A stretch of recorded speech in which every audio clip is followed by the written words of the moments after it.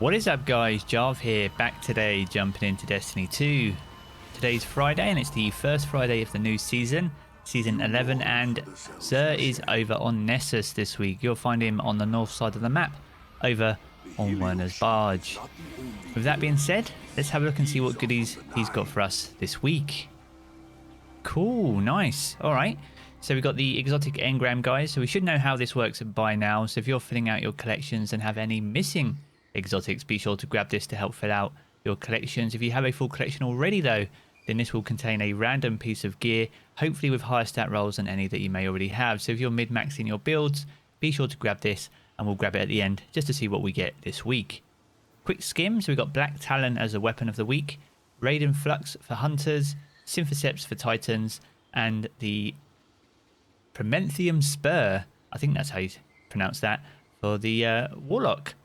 We got consumables here, 5 of swords if you're still working on those if you're new to Destiny, and the invitations of the 9 if you still haven't completed though are at the bottom.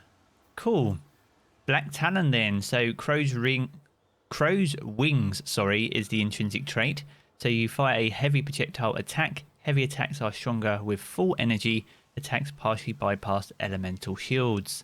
This is one of the strongest swords in the game. It's actually really fun to use. There's a lot of projectile swords being introduced, especially this season, but this still stands out and does incredible damage when you have full energy. It has some pretty cool ornaments as well. So if you don't have it and you are a fan of swords, which are very popular, especially since the changes in Season 10, then be sure to come grab this, guys, and give this one a whirl. Raiden Flux then for the hunter. So we've got an arc affinity with a 62 stat, so pretty decent on that. Quite a high resilience roll nevertheless. So we have Snap's Junction as the armor's perk, so quick successive attacks with arc staff increase its damage, output and duration. This is an exceptionally strong exotic, especially for PvE anyway. You can have your arc super for ages it seems and do incredible amounts of damage as well. So if you want a really good PvE exotic, then this is where Raiden Flux shines. It doesn't have too many uses inside Crucible, but nevertheless, if you are running Hunter there, you'll choose other exotics anyway. So it's an arc affinity, which makes sense. If you don't have it, guys, be sure to come grab it.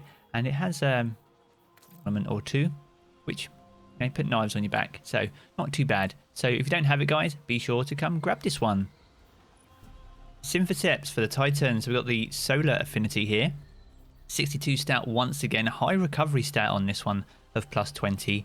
Biotic enhancements is the armor's perk, so it's increased melee lunge range, improved melee and super damage when you're surrounded. This is really good pretty much in any type of content, PvE or the Crucible. This shines in Crucible, especially with the improved lunge as a Titan main, since Shadowkeep, the T-Rex arms is very real, so any extra lunge or range is very beneficial, and these help with that, especially with the increase in damage. So if you don't have them, guys, I highly recommend that you get them and give them a try. There are ornaments for them, I think, but I just don't have them. But nevertheless, they are very strong and worth picking up. Cool, so we've got these spurs in. I'm not going to try and say that for the Warlock. So we've got Embers of Light. So while Daybreak is active, defeating combatants or guardians creates a healing and empowering rift at their location. We've got an arc affinity with a 60 stat, so the lowest of the week.